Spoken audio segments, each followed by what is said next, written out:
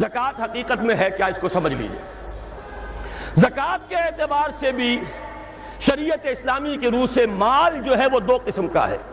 جیسے زمین میں نے عرض کیا دو قسم کی، خراجی عشری، ایسے ہی مال باطنی، اموال باطنی، اموال ظاہری۔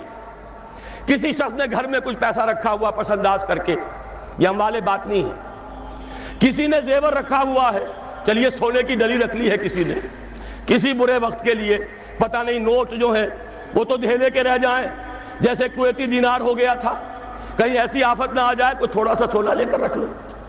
یہ جو گھر میں چھپا ہوا مال ہے یہ اموال باطنی ہے، ان کی زکوٰۃ اسلامی ریاست نظام خلافت زبردستی نہیں لیتی، ورنہ تو گھر گھر جا کے جامع تلاشی کرنی پڑے گی، ٹرنک کھولنے ہوں گے، تکیے ادھیڑ کر دیکھنے ہوں گے کہیں کچھ رکھا ہوا تو نہیں ہے۔ اسلام کا نظام نظام فطرت ہے۔ اموال باطنہ میں آپ کو آزادی ہے، زکوٰۃ دیں جسے چاہے دے دیں، آپ کا اور اپنے رب کا معاملہ ہے، وہاں حساب جا کے دے دیجیے گا۔ اموال ظاہری کی زکوٰۃ جبرن لی جائے گی۔ وہ کیا ہے؟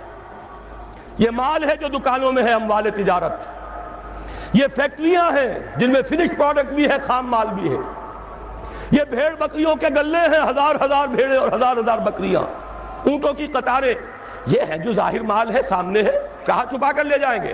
گودام بھی ہے تو وہ گھر تو نہیں ہے، گودام کی تلاشی ہو سکتی ہے، دکان کا حساب لگایا جا سکتا ہے۔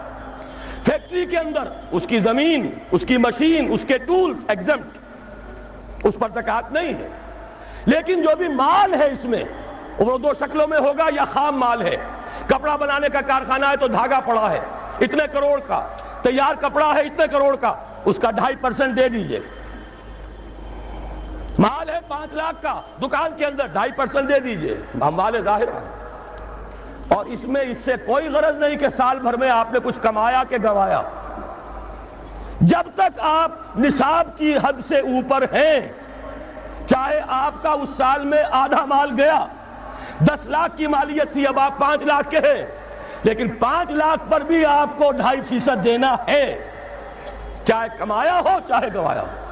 اور یہ ٹوٹل پر ہے، کسی اکاؤنٹنٹ کی ضرورت نہیں، جو تاریخ معین ہے جا کر دیکھیے کیا مال پڑا ہوا ہے، 2.5% حساب کر کے دے دیجیے۔ اتنی رقم آئے گی۔ ابھی جو کہہ رہے تھے جنرل صاحب کہ یہ نعرہ بھٹو نے لگایا، یہ بالکل وہی بات ہے جو علامہ اقبال نے فرمائی ہے، مغربی تہذیب میں بھی ایک حصہ حق کا ہے، اگرچہ باطل نے اس کے اوپر پورا غلبہ حاصل کر لیا، لیکن حق کا حصہ اس میں بھی تھا۔ وہ کیا تھا؟ اوہام پر اپنی بات نہ قائم کرو، لا تقف ما لیس لک بہ علم ان السمع والبصر والفؤاد کل اولئک کان عنہ مسئولا۔ علم پر بات کرو، وہم پر نہیں، محض تصورات پر نہیں، محض توہمات پر نہیں، علم پر۔ موقف تمہارا علم پر قائم ہونا چاہیے۔ یہ بات تھی، انہوں نے لی، توہمات کو ختم کیا، کھول آنکھ، زمین دیکھ، فلک دیکھ، فضا دیکھ، مشرق سے ابھرتے ہوئے سورج کو ذرا دیکھ۔ لہذا سائنس بڑھی، ٹیکنالوجی بڑھی، آئی ان کے ہاں ترقی آئی۔ اسی طرح یہ سمجھ لیجئے روٹی، کپڑا اور مکان کوئی کافرانہ نعرہ نہیں تھا، یہ افراد کا بنیادی حق ہے، اور تاریخ انسانی میں پہلی مرتبہ عمر فاروق نے اس حق کا بیان کیا۔ اگر دجلہ اور فرات کے کنارے ایک کتا بھی بھوکا مر گیا تو عمر قیامت کے دن ذمہ دار ہوگا۔ کون مارکس ہے، کیا پدی اور کیا پتی کا شوربہ، کون کوئی جدید تصورات دینے والے ہوں گے؟ یہ کل کی پیداوار ہے اور آج ختم ہو چکے، آج ان کے چہروں پر کالک بلی جا رہی ہے، آج ان کے مجسمے گرائے جا رہے ہیں۔ عمر فاروق کا فرمان، یہ محمد کے غلام اور ایک ادنا تربیت یافتہ سپاہی کا فرمان ہے، یہ تا قیام قیامت قائم رہے گا۔ ہر شہری کی بنیادی ضروریات کی کفالت ہے جو نظام خلافت کے ذمے ہے۔ اور اس میں تو جیسا کہ میں نے عرض کیا، اس میں تو حضرت عمر نے مسلمان نہیں کہا، صرف مسلمان نہیں، جانوروں تک بات پہنچا دی۔ اس کا مطلب یہ کہ غیر مسلموں کا بھی حق ہے، اس لیے کہ حضرت عمر ہی نے ایک مرتبہ دیکھا تھا، کسی صوبائی دارالحکومت کے دورے پر گئے تھے، کوئی ایک بڑھا غیر مسلم غالباً مجوسی تھا، وہ کچھ خیرات مانگتا پھر رہا تھا، بہت بوڑھا ضعیف۔ وہاں کے عامل سے حضرت عمر نے پوچھا یہ کیا معاملہ ہے، یہ خیرات مانگنے پر کیوں مجبور ہو گیا؟ تو انہوں نے کہا غریب ہے اور اس کے پاس کوئی ذریعہ نہیں ہے۔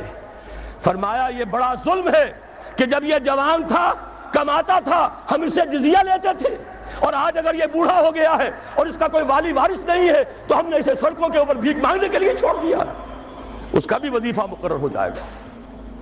یہ ذمہ داری، یہ کفالت عامہ ہر شہری کے لیے۔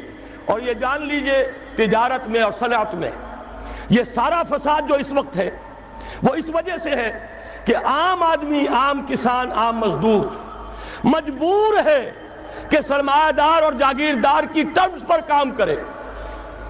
نہ کرے گا تو کیا کرے گا؟ ٹریڈ یونین بنا لیجئے، وہ بھی جیبی ٹریڈ یونین بنا لیں گے، ان کے اپنے ایجنٹ ہوں گے۔ اب لڑیے، خون کس کا جائے گا؟ مزدور ایک دوسرے سے ٹکرائیں گے، کچھ حاصل نہیں۔ اسلام نے کیا نظام دیا ہے؟ آپ غریب کو ضمانت دے دیجئے، اگر تمہیں صحیح ویج نہیں مل رہی، تمہیں صحیح مبادلہ نہیں مل رہا اپنی محنت کا، مت کام کرو، تمہیں بھوکا نہیں مرنے دیا جائے گا، تمہاری بنیادی ضروریات کی کفالت ریاست کرے گی۔ اب ہوئی برابر کی چوٹ۔ اگر کارخانے دار کہہ سکتا ہے کہ اگر آپ کو یہ چیز منظور ہے کام کیجئے ورنہ جائیے، سب مزدور چلے جائیں گے، میں لاک اپ کر دوں گا، کارخانہ بند کر دوں گا، لیکن یہ کہ مزدور اس وقت یہ نہیں کہہ سکتا، وہ تو کہے گا جناب اسی تنخواہ پر کام کروں گا، اس لیے کہ ایک دن کام نہ کرے شاید بچ جائے، 2 دن کام نہ کرے بچ جائے، تیسرے دن فاقہ آئے گا، اس کے پاس کھانے کو نہیں ہے۔ لیکن اگر معلوم ہو میری ریاست خلافت اللہ فی الارض، وہ ضامن ہے، وہ رب العالمین ہے، اور اسی کی رب العالمینی کا یہ مظہر ہے نظام خلافت، رحمت للعالمینی کا سب سے بڑا مظہر محمد رسول اللہ کی یہ نظام خلافت، یہ ضامن ہے، یہ مجھے بھوکا نہیں مرنے دے گا، یہ میرے بچوں کے لیے کوئی نہ کوئی چھت ضرور فراہم کرے گا، تو پھر اس کے پاس بھی بارگیننگ پاور ہے، وہ بھی قدم جما کر بات کرے گا کہ جناب یہ ویج دیتے ہیں تو کام کروں گا ورنہ نہیں کروں گا۔ یہ ہے جو آسان ترین حل ہے۔